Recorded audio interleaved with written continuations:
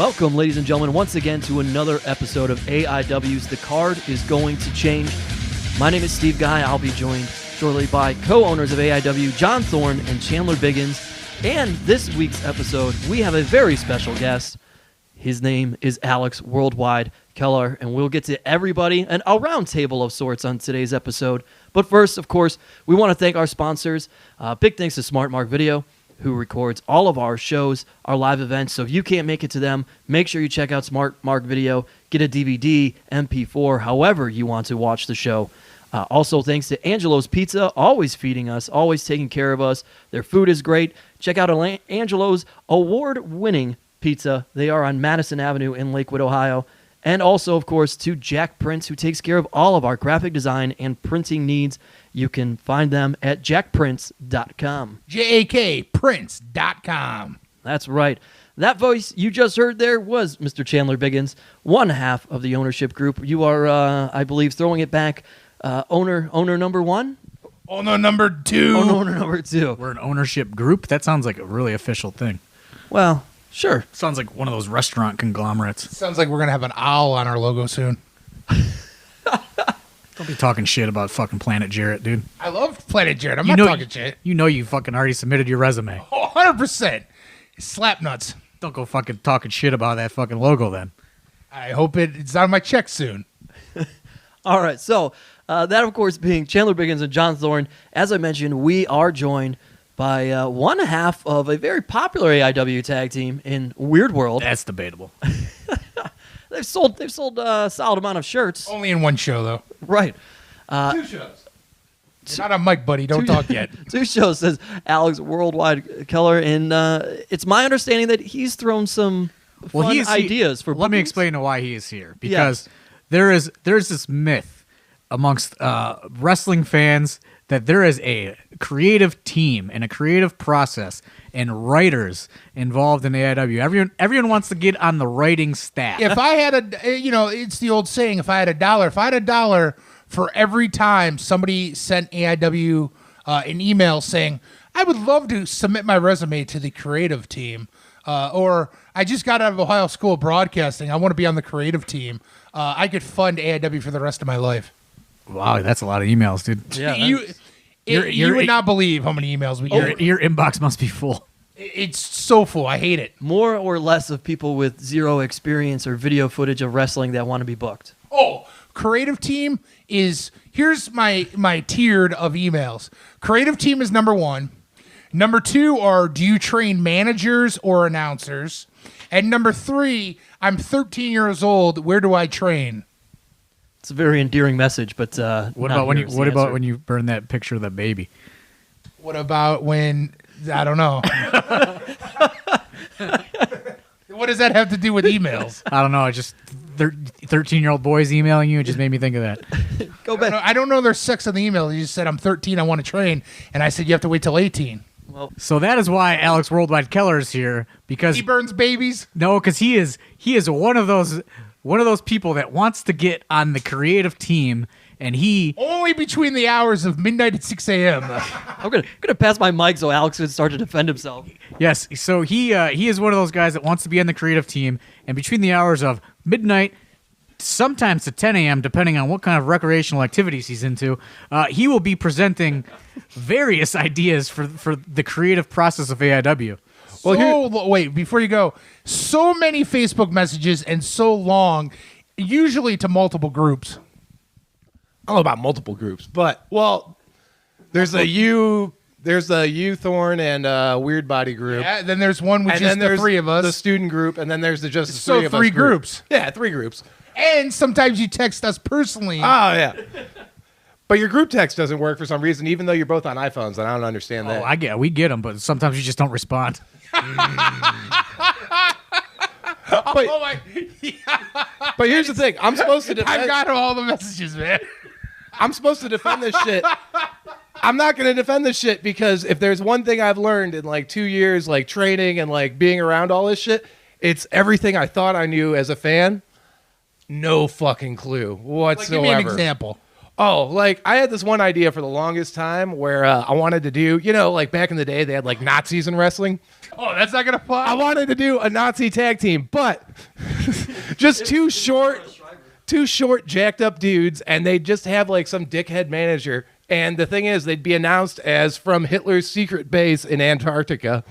So like they were like the result of like 50 years of like genetic like breeding to create like the perfect like Aryan warriors. But then the fucking big rib on it would be that they were goddamn like just inbred and like idiotic, like just like morons. So they'd just be two masked dudes where like they're just like jacked up short motherfuckers, like just like running wild like before the match, but then as soon as the bell rings, all they're doing is just like humping legs and like fucking biting motherfuckers. So like Festus? Yeah, just like idiots. Nazi, just complete idiots. Nazi Festus? Dude, I'm so wore out right now mentally.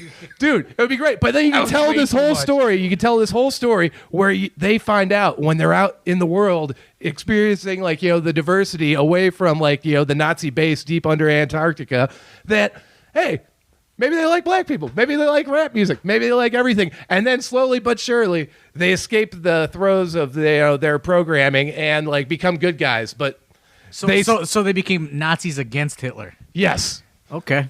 This is what we're talking about, everybody. Yeah. And that was an idea that I had for a long time. Imagine this in Facebook message form. Oh, I'm trying to think of some other shit I've had. I don't know. Oh, I had my one idea for Kaplan. But, and, I still say it would hold water, but I don't know. Well, go back to your original point as to what you thought as a fan. Oh, what I thought as a fan, I thought I knew goddamn everything. And it's been a really humbling and amazing experience now, just learning how little I fucking knew. Okay, what does this Nazi thing have to do with what you didn't know? Oh, well, apparently Nazis you can't deal with political. Oh, wait, no, there was my other big go-to. You can't deal with like hard political issues and this and that and da da da. I had an idea where this is back when I thought I'd be a single, and Like a singles wrestler? yeah, and I wanted to come out and be like, guys, we all like to have a lot of fun here, but I want to have a very serious talk right now about gun violence in America, and just go on this whole like, why? I personally fucking hate guns, but I don't really give a shit. Because who the fuck cares anymore? Who can care? It's never going to get better, whatever. But I wanted to have some fun in the goddamn wrestling business, whereupon I come out and be like, we like to have a lot of fun here, but I want to have a talk about gun violence in America. And then just talk about sensible gun reform, this, that, blah, blah, blah. Of course, fans, it's not wrestling, and it's fucking politics. They're going to boo the shit out of it. And I'm just going to be like really wimpy and like shrimpy and fucking liberal and every other manner of thing. And then we'd have like Jock Sampson or like just some hillbilly ass wrestler come out fucking and just be like, you want to fucking take my guns away, motherfucker? And just like pull out a shotgun and just like beat just beat the shit out of me with a shotgun. Like a legit shotgun? Yeah, just literally get shot. Hey, man, Kenny Omega just had one at fucking Wrestle Kingdom. Who gives a fuck? And What the fuck are you talking about? and just get the fucking dog shit beat out of me with a shotgun. I don't remember Kenny Omega having a shotgun. He had a shotgun for his fucking entrance. But that's like Japan and like a prop. What the fuck are you talking about? Dude, anyway, so I'd get the fucking shit beat out of me with a shotgun, and then I just Why wouldn't he just shoot you with the shotgun? well, because here's the thing, the crowd, someone would start fucking chanting, shoot him or something like that, and fucking he'd be like, let me tell you people something right here, right now. I am a responsible gun owner.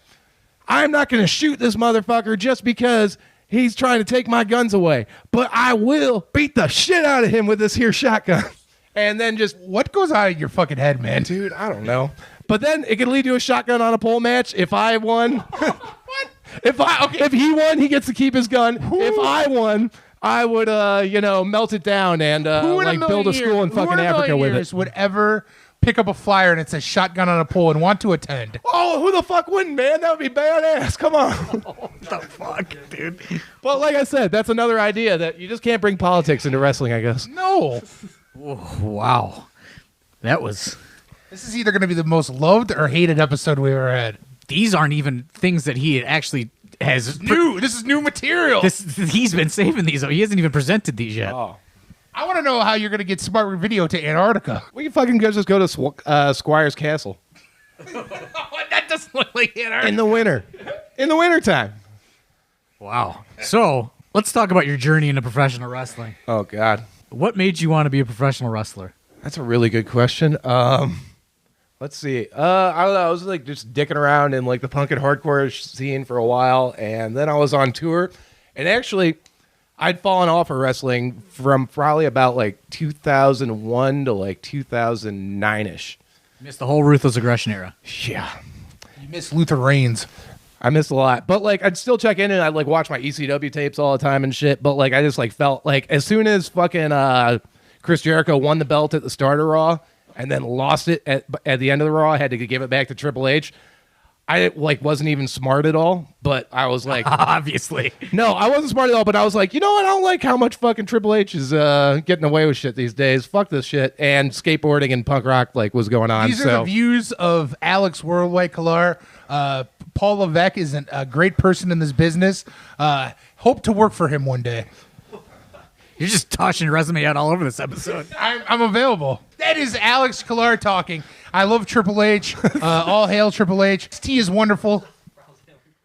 Watch 205 Live. I don't, but people do. But yeah, and then I was on tour and we like stopped at some bookstore, and it was about like 2009 summer, and I just picked up this book, Dungeon of Death, which is like by Scott Keith, and it was just about like the whole Chris Benoit deal, and then like just like a bunch of fucking like just profiled a bunch of dead wrestlers, and then him just basically just burying the entire fucking business. And for whatever reason, that got me back into current wrestling. So all the wrestlers dying prematurely was like, you're like, man, I got to get in this business. You're like, yes, this is for me. And so then I started like, I mean, I was living at the Tower and da-da-da-da. And I like got a vague idea where I was like, maybe if I got in shape, and I still haven't, but one day. And I don't know, fucking, I like tried to like move out to goddamn Philadelphia to do the wrestling deal, and How did that go? that was an interesting one. I worked for like 5-6 months as a fucking, what the hell was I? A driver courier, like just serving subpoenas all over like New Jersey. You worked for the law. I don't know, for some fucking bunch of law offices and shit. That would be the law. An aspect of the law. So you were a law enforcement officer. No. It was nice, though, because a lot of times I got to serve dudes like divorce papers, and they'd always just be like, thank you, man. Fucking, you're awesome. And I'd be like, That's not the reaction I thought they would have. oh, no. A lot of them were like, oh, finally, I hate that bitch. But, so I did that, and I just fucking starved in Philadelphia for like 5 months and dropped like 60 pounds. And then I wanted to drop like another 30 pounds, but then some shit happened back in Cleveland that like sort of like jump started me going into wrestling school like before I was ready, and I lost my job like a week before that shit happened. So then I got into I joined the CZW school, and How did that go? I was Did there. they take you into a back room and inject your blood with black and yellow? No, but I did get to work ring crew for a House of Hardcore show, and that was fun. I love Right, that's your big story. that's That was the peak of your career? oh no, it's been onwards and upwards from there. But yeah, and then I fucking in the second week like concussed the shit out of myself in training, and then like I didn't have a Before job. or after they made you bump on concrete? It was after the bump on concrete era. You got a concussion. Yeah, I got a concussion just in the ring. Fucking It's amazing that you still haven't learned how to bump properly. what are you talking about, man? I'm a machine. I'm not talking, not a good machine, but All right, so functional. So let's get back to your creative process that goes on in your brain. Let's hear some more of your ideas that you have pitched our way. I don't know, man. Like I said, like you said, they usually happen between midnight and 10 a.m. They're like out of my You head. don't remember them after they're out of your head? Only if they're discussed long enough, like the next day. But a lot of times I'll like fucking not even. A lot of times the texts don't come through, so we don't respond. A lot of times I'll just ignore the group chat like for at least 8 hours after I wake up after Just 'cause long night. you know what because you I'm did. just like, oh, like that fucking was that Christmas Day or New Year's that I just sent out that insane long ass one. Christmas Day. I Yeah. don't remember. Christmas was hard times. Yeah, that thing was like a 5-paragraph banger of like I never looked back at it. I was just like, I don't know what I just texted, but it it saved me some time. Let's get the cliff notes of your pitch. I don't even know what pitch it was. I think that one was just like more of a love you guys and something something. I have no idea what the fuck that 8 thing paragraphs? You got a dark life, man. was. Dude, I'm coming up out of it, but Are you rising above? Rising above the hate? trying. Can we talk about the time you messaged us and we did respond when you retired from wrestling and God. shaved your head? I didn't shave my head. I just hacked it off. That was a dark day for you, huh? That was a dark day. I had a dark day like a week after I fucking did a tryout for the AIW school. Oh, yeah? What happened? Something with an ex-girlfriend, got a boyfriend, and then also I was just beat to shit from that shit, and it was bad. Oh, that's Yeah. I'll just take that as bad. It was like me in a bottle in my apartment, like just like fucking losing my goddamn mind. And then I like ended up going out to California for like a week and just chilled out. Diary of a Madman. Yeah. So let's talk about your debut match and what happened to your car and how you tried to turn it into a storyline. Hey, man, I'm just saying, life gives you lemons. Make a fucking angle out of it. All right. It was like 2 weeks before Weird World's debut match. And it was like me, fucking Weird Body, and like Skylar Faden. Gaming with Faden. Gaming with Faden. Fucking, I dragged them to the bar after a show. And these Christmas sales, this poison.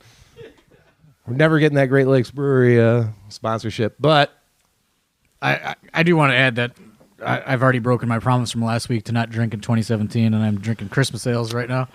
It's not even Christmas is over and they're still drinking Christmas. Because I need to be drunk to hear what we're getting into in this episode. all right. So either way, our first match is coming up. It's 2 weeks, and we're at the bar, and I like went out to grab some cigars from my car at about like 1:45 in the morning. Cubans, Nothing so fancy, but 50 Cent, fucking like. Black and Mild. no, I don't know. My dad, like, he's like on some fucking like it's like where they just send you a box of cigars a month. So like a cigar subscription box? yeah, Yeah, those do it's like exist. Columbia House for cigars. Oh, okay, all right. Columbia House for you children out there that remember the big that. thing in cigars are samplers, so you can try them out. Put a penny down, get 7 cigars of your choice? Yes, All right. and And VHS tapes of like Gremlins. that thing ripped so many people off. Oh, Columbia House made a living off of ripping off kids. They can't be in business. I don't know. now. I never paid for one thing for Columbia House. Oh, you probably collection's still trying to hold you down. Dude, all you got to do is wait it out 7 years. You're clean. That's probably why they went bankrupt about 7 years ago. How do you think I beat that WrestleMania 18 debt I wound up, dude? Couldn't get a bank account for 7 years, and then I just went away. Started fresh. Oh hell yeah, 7 years. All right, cool. Yeah, you don't know that trick, dude? Oh yeah. Well, that just means I'm trying to think here. Oh fuck yeah, I don't owe the gas company $500 anymore. That's cool. Yeah, man, you're good. But so anyway, So you're coming up out of that darkness. I came out of Nalad's class. Shouts to Nalad's class to grab some No, cigars it's not at shout, 1:45 in the morning, and I go to my car, which is like parked on Detroit and like 112th, and We have listeners all over the world. Well- and you're giving out street addresses. for all my Cleveland friends worldwide, and Cleveland is my world. Fucking, it was at Detroit and 112th, and my car was just about on the goddamn. My car was just about on the goddamn fucking sidewalk, like sideways, and I was like, "Huh, what the fuck?" And I look, and there's like some goddamn. I think it was like an Avenger or some shit across the street that like had like one dent in it, and just had its like emergency lights on, and like. Captain America? I don't know. It was like, who the fuck made? Isn't there a car called a fucking Adventure? Yes. All right. Thank you, Steve Guy.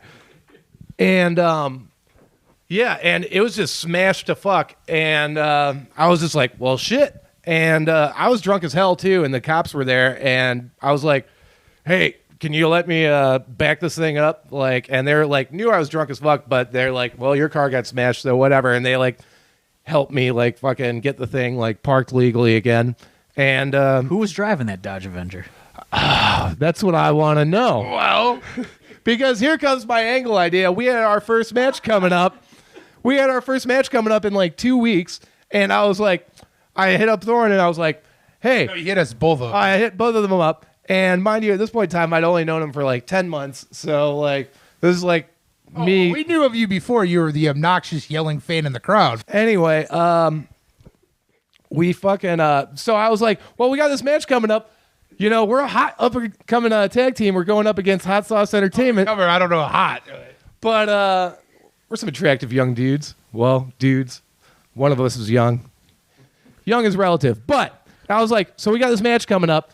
Maybe, what if Hot Sauce Entertainment, trying to derail us in this match coming up, put a hit out on my car? And you guys, and I think Thorne said something like, sometimes things are just too wrestling for wrestling. He was just trying to be nice. Yeah. Because you acted as if you had a reality television crew following you at all times, and people would have known that your car was smashed. This is how you presented it to me. And wait. And you were going to accuse a man that lives in Canada and a man that lives in Brooklyn, New York, as the people that smashed your car. Well, they weren't the ones that did it. They would have hired somebody to do it. But wouldn't they have hired a hitman to take you two out? Why would he take out your parked vehicle? Well, maybe the fucking hitman was a lazy piece of shit. I don't know, man. Were you just a car hitman? No, you had an explanation for it. I had something. That was a long time Your explanation was they were so scared of facing the weird world that they wanted to ruin your means of transportation to getting to the arena. Well, yeah. Couldn't you just take a bus? That is true. Couldn't you take an Uber? Vargo could have given us a ride. He was in the ride business. Couldn't you took a Lyft? There was a lot of things could have been done. But it was 2 weeks before the show. You could have just fucking walked. Like I said, man, life gives you lemons. Make an angle out of And it. if you want to map quest it, whatever address you just gave out is not that far from the church. No, just about 2 miles up the road. Yeah, so you could have just walked there with your worker bags. But, like I said, man, with social media and all that, I figured spice it up. But once again, that goes back to the shit I thought as a fan and going in. I was going to AIW shows for years before I joined the school. And I had this concept, but I was still coming from more of a TV sort of wrestling idea, and independent DVD to DVD wrestling, whole other fucking ball game. And so I was definitely more approaching it from that end versus the milieu of where we're at now. I have a question for Thorne Biggins here. As obviously many of the AIW fans, most if not all, have seen Worldwide at this point. They've experienced him in matches, experienced his personality. For the two of you, Thorne and Biggins, what were your thoughts when you first met him? And then compare that to your thoughts, I guess, now. Well, when I first met him, coming from being an obnoxious guy in the crowd, which we'll get to in an upcoming week, I hate obnoxious fans in the crowd, so I go, how funny will it be to break this guy? Because any AIW fan that's ever come to the school to try out, we break. And this guy, too stubborn, made it through. Yeah, I don't really know what my impressions are still at this point. He is like no other person I've ever experienced in my entire life. And I hope people like this episode. Yeah, I don't know if people can appreciate what goes on in your brain. I can't. I mean, fuck, man.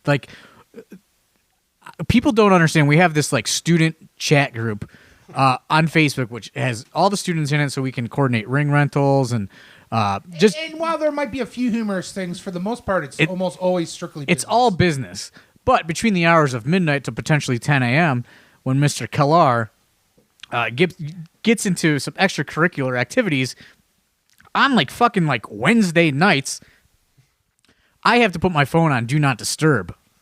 It's a great feature on the iPhone that I've learned to love since I've met this gentleman, because he sends the most insane things. You think that Nazi thing was off the wall. He sends stuff that he's probably he's forgotten just about every single night of the week. It happens. Like I said, you guys would probably remember it better than I would. No, we won't, because I don't think any of us have taken any of the ideas serious. Well, even a blind squirrel finds an acorn every now and again. Not yet. It'll happen. So let's hear some of your other ideas that you as a fan thought would be beneficial to you becoming a professional wrestler. Oh God, I don't even know. I know there's a bunch up there. Like what? Like creatively? Yeah, I mean, Oh. You pitch at least 3 ideas a week. Oh, I had so many ideas like back when I was like a fan and like before like. let's get your potential gimmick ideas that you wanted to portray. Oh well, I mean, yeah, it was. I wanted to be, like a heel and stuff and all that fun shit. Like I thought like I'd actually be able to work and stuff. And that one was off. yeah. I'm still like, I'm a good 5 years away from my heel turn. I think. You'd be like 55 by then. Frick you, Pally. But like, what kind of heel? Like, what's the persona? Oh God, what was the shit? It was like the amoral one, Evil A, Alex Worldwide, Kellar. And what's the origin story of the immoral one? Amoral one. Amoral. Yeah, beyond right and wrong. Beyond. I'm already lost. But because there's immoral and then there's amoral. So you're going to be a guy driving a grilled cheese truck beyond? Oh God, nah, no grilled cheese truck. No, I was just gonna be like, I don't know, I was gonna be some sort of like just asshole. I had all these ideas for just being a prick, but like also, I think you've established that. Once again, that's another thing where the dream was smashed because if you're on the indies, being a heel is dog shit. Like fucking, you don't say, like if you're a proper goddamn heel on the indies, you're not fucking selling shirts, and fucking also, you can't really be a good fucking heel. I feel like on the indies, at least on like the super indie level, because like everyone just expects awesome matches all the time, and like that's not really. So as a babyface, you're giving out awesome matches? I give out matches with a lot of personality, and but Is your mic on at this point? is it on? Yeah. Yeah. There you go. I'm holding it further away from my face now. No, you're fine. So what are other ideas that you had when you were going to come into wrestling? Like you were going to be the amoral one? Yeah, I was just gonna be, just like badass shit kicking heel. I just listen to music and like, just like think You're evil real thoughts. fucking pumped up. Yeah. But now, like, that's like so far from my fucking mind. Like, I don't even remember. Like, it's like all blanked out. How'd you feel when we put a tag partner with you? And I don't even remember how that came to be. It had to be a Thorne idea, I'm assuming. Me? I don't know. I remember, You like, guys just like bonded together. yeah, well, I mean, we had like sort of like a rapper, like we like sort of like, apparently he came to like the Tower 2012, which was like a place I lived at for like 3.5, 4 years. Which let's just briefly explain what the Tower was. It was like a place that you lived that you do like DIY punk shows, right? Yeah, it was like an old Chinese restaurant on like, Don't give out street addresses. it was right up the street from Turner's Hall. For those that know okay. Turner's Hall, it was in that neighborhood, which apparently police refer to as the dog patch, which says what kind of opinion they have of the place. And, Okay. That went nowhere. but fucking, well, I found that out once when my car got stole in Gordon Stole Square. it. Tracy Williams? Yeah, Little Guido. fucking Tracy Was it Williams. little Guido? No, Guido wouldn't do me dirty like that. Hawkins. No, it was definitely Hawkins. Yeah, let's talk about that. Oh, yeah. So going into the J-Lit weekend, we were going to do a tag match. It was going to be the Weird World Open Challenge. And at one point, you were supposed to face the Motor City Machine Guns in lucha outfits. And they were just going to beat the unholy shit out of us. And we were going to get... Were you nervous about that? No. Well, here's the thing. Going into that, I was like... You were telling us for like months. You're like, yeah, Motor City Machine Guns are going to come out in masks and answer the open challenge, fucking jump you and beat the fucking shit out of you, and blah, blah, blah. Or at least we assumed jump and beat the shit out of us.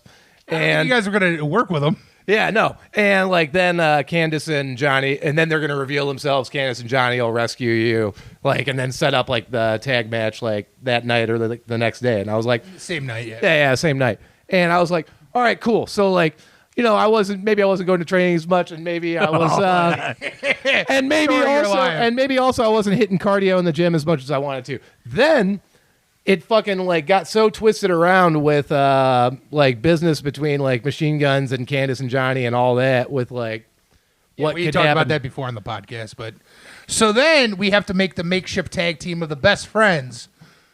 Hornswoggle in his first match on the Independents after a decade in WWE, and Kurt Hawkins. Well, wait, but before that, it was almost Candace and Johnny that we would have went up against in the open challenge. You said that for like, I think that was like the idea for like 3 days. And in that 3-day span of time, I ran 2 fucking like 10Ks.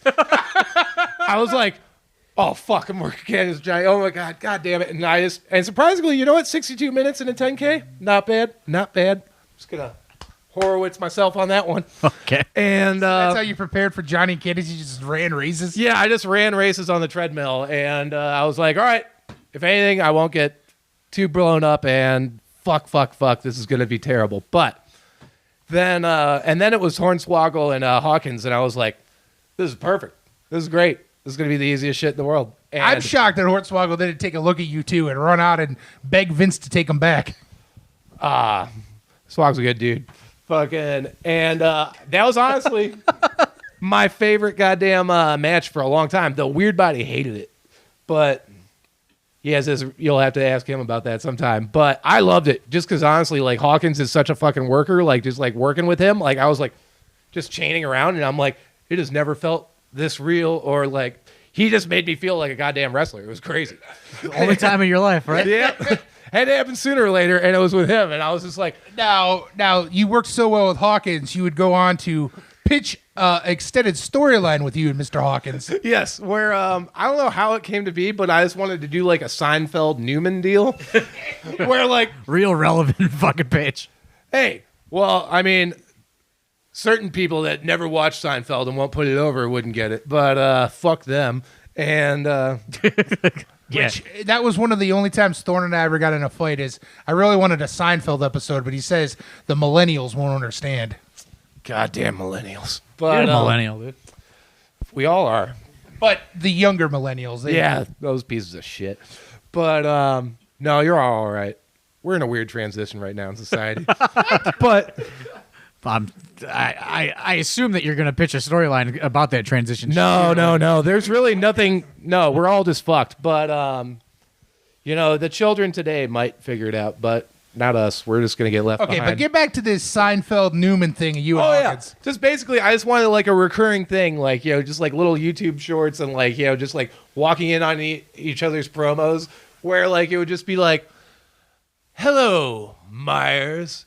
Hello, Worldwide," and like we just like a Seinfeld Newman thing where we were always just like really like sort of like backs up like with each other and snooty, and then just have it lead somewhere. Where was it going? I don't know. I guess Going right to match. SmackDown. You think he's going to take that one right to TV? Hey, if you want to steal it, man. No, with you. What if he brings you? What if you get a shot? Brother. What if they take that idea and put it on SmackDown? And it's like, "Hello, swagger." Hello, Hawkins. Fuck it. It would be great. Or wait, no, Swagger just be like, hello. No, I don't know what the fuck he would do. Hello, Cruz. That would just be a good one. You could like do that shit for like goddamn weeks. All right. Just random bits. But yeah, either way. So it was just in my head. And it really is just because I wanted to fucking work Hawkins again because I just had a good time. Because that's the only time you felt like a pro wrestler? Dude, the day I can just throw a chin lock on in a match and just like work that shit, that's the day that I'll know I'm there. But it'll never happen in an AIW ring, I don't think. Because you never come to training.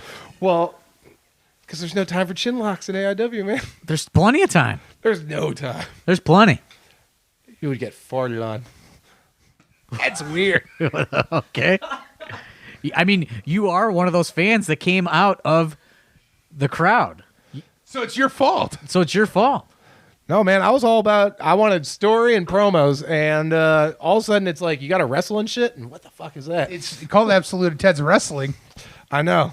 It's not I was called only Absolute- ready for absolute and intense. Well, maybe like just intense. And some Seinfeld stuff, right? Yeah, sure. So, any other crazy ideas going on up in there in that head besides the Nazis and the gun Seinfeld. and the shotgun on a pole? Like I said, I had my one idea for, and this one would more come off on DVD than it would like live, but it would still work live Let's hear it. with Kaplan. Let's hear it. I got this one fucking song, like, and it like is like just total like 80s like fucking like weird German synth pop like cocaine music. Okay. I don't know what that is. And like just like really like just like it's like total like fucking like Scarface type shit. Like, For all you know- cocaine music listeners out there, yeah, this angle is for you. all you aficionados. But I just want like Kaplan's music to hit, like Deftones or whatever the fuck, and he doesn't come out. And then they like hit the music again, and he doesn't come out. And then finally this like it starts with like this weird little synth line, just wah, wah, wah, and then the music hits, and then out like stumbles Kaplan in like just like a fucking shitty like beat to hell like tuxedo with a bunch of like baby powder just going down his face and shirt, and I can just hear Joe Spasto on commentary just going, "Oh, Kaplan's in a bad place, ladies and gentlemen." This is Basically, sad. Kaplan is living your life. Yeah. Well, no, not until I'm clean boy until May. That was my New Year's resolution. Okay, so no tuxedos for you till May. No tuxedos till May, Okay, so unless it's free. where does this tuxedo character go? Well, it's just, and he'd just like be, I don't know, he'd just kind of like just be like really like lethargic with like occasional like just bursts of shit. And So back to Festus. yeah, You got a lot of Festus ideas. apparently, but I just picture entrances more than anything. You don't like- care about what goes on between the ropes. I don't give a fuck, You must hate PWG DVDs with no entrances. dude. No time. So you essentially want a wrestling promotion that is just entrances. Just entrances, a couple of chin locks, and a bunch of promos, and I'm good. And Antarctica and Nazis and Oh, cocaine. yeah. And vignettes or vignettes, however you want to say it. Like, I'm for Vinaigrette. everything except for wrestling and wrestling. so I'm a piece of shit. So you just want to be like a public access television show, pretty much. Give or take, I yeah. got connections. Oh, you know a guy? I know a couple guys. That's where Chandler Biggins came from. We'll discuss that on a future episode. Teaser. That's where Chandler Biggins came from. He was discovered in the cable public access world. That is a true story. I want to know it right now. No, I gotta wait. Upcoming teaser for when we need a week to fill. Well, hell yeah. It would like, I feel like the TV show that Chandler Biggins came from is like what goes on in your brain. Exactly. Where it's wrestling feuds, but then the ending is a peanut butter jelly eating contest. Perfect. Well, that's talk like about this on an upcoming episode. whenever the Weird World gets booked out there in Hood Slam and we go against the Stoner Brothers, and instead of doing a, How'd their WWE tryout go? I heard, as know. well as it could. You know. But, there's like, the deathmatch spot where like dudes like got the chairs across from each other and they're just like punching each other and The bar slapping fight? each other. Yeah, the bar fight. Yeah, the bar fight. And I'm like, no, we'll just go dab for dab. And, What's that mean? oh, the dab? Yeah.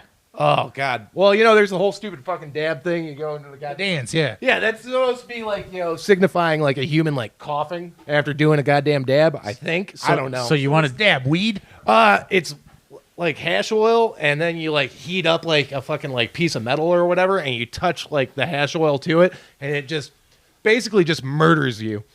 And like Sounds extremely pleasant. it is to weed what like crack is to cocaine. It's like real bad stuff. So Jake the Snake would order it in my car. Yes, Allegedly. allegedly. So this is what you want to do in a wrestling match. Yeah, only You want to murder yourselves with Dude, dabs. you want to see me? I wouldn't even have to sell shit. It would just be me just. He's demonstrating while he's doing it. I'm just bent over at the waist and just dying and turning bright red. But Are you off the poppers? I ran out a while ago. Thank God. Thank God. It was screwing up my porn life, man. What? I don't even want to go. One of the into first things you ever told me is you go, hey, man, if you ever want to come over to watch a football game on a Sunday, I go to this place, and at halftime, we do halftime huffs. Do you remember that? Yeah. Do you still do that? Who has time to watch the fucking And shitty the place he's talking about is GPS 1754324 colon 175390. He's given GPS location. It's now that's class. It's a fine establishment. What's I'll put it the over. longitude and latitudes in now that's class? Allegedly. 112th and Detroit. All right, so we're going to wind it down here. Do you have any final words to the people of the world? Shouts to all my tower skins worldwide, all the weirdos, weird body, living back in Cleveland, weird world, gonna be back at training, and Okay, let's record this. Oh, before we go, can we talk about how you sneak into the training center before anybody else gets there? You take 5 bumps and then you leave. hey, I gotta go to work, and I'm just trying to straighten my back out and just hang out. You're just trying to stay fresh, right? Yeah. All right. Well, I think that's going to do it. Please. Hopefully people aren't too offended by all of your ideas. We better get a thumbs up, Joe Gagne. Sorry for all the colorful language. All right. Well, give your microphone away, please. Yeah, so as John Thorne said, that's going to do it for this episode. Hopefully you enjoyed the thoughts of Alex Worldwide. And they are only of him. Yes. They don't belong to the company, John Thorne, Steve Guy, Chandler Biggins, or anybody else. Absolute Intense Wrestling, LLC. Yeah, they are independent thoughts of Alex Kellar's own. That's going to do it for John Thorne. That is Kellar, not Kellar. It's Kellar. spelled Kellar. Kellar. That's why I gotta get. That's my whole reason for being. Playing fucking music, wrestling. I gotta get goddamn famous so people start spelling my name wrong and all these fake ass Keller motherfuckers' names fucking wrong. I want a Keller piece of shit to get their name spelled Kellar. That's what I want to fucking happen. Oh, What an ending. you heard it here first, folks. It's Alex Kellar, but it's Kellar. For John Thorne, Chandler Biggins, I'm Steve Guy. This was AIW's The Card is Going to Change thanks to Smart Mark Video, Jack Prince, and Angelo's Pizza. Have a good week, everybody. Thanks, All right.